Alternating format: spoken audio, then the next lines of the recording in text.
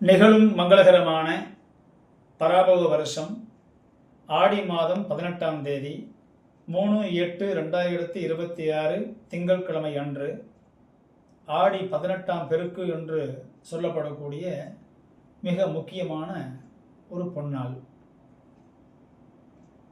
தேதியை மட்டும் மையப்படுத்தி வரக்கூடிய ஒரு திருநாள் ஆடி 18ஆம் பெருக்கு என்று கூறுவார்கள்.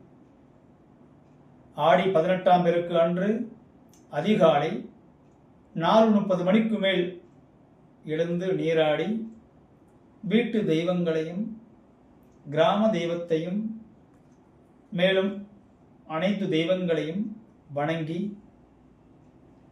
பிரார்த்தனை செய்து கொள்வது அளப்பரிய மிகப்பெரிய நன்மைகளை குடும்பத்திற்கு வளர்ச்சியை கண்டிப்பாக கொடுக்கும்.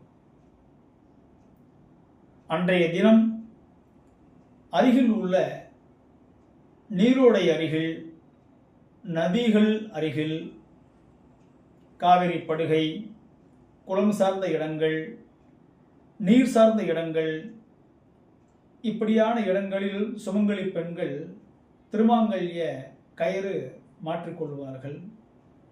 கன்னியா பெண்கள் சரடு அணிந்து கொள்வார்கள், ஆனந்தப்படுவார்கள். கணவன்மார்களுக்கும் குடும்பத்திற்கும் ஒரு ஆரோக்கியம் தரக்கூடிய ஒரு பொக்கிஷமான நன்னாள்.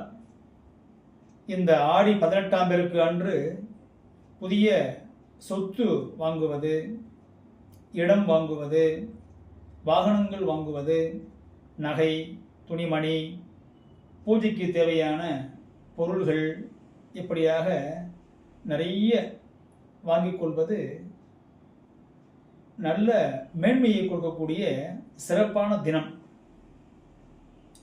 இப்படிப்பட்ட இந்த ஆடி 18ஆம் பெருக்கு அன்று பூமாதேவி,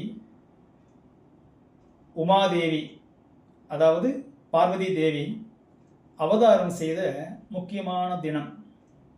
இந்த நன்னாளில் அனைவரும் ஆலயம் சென்று வணங்கி பிரார்த்தனை செய்து கொண்டு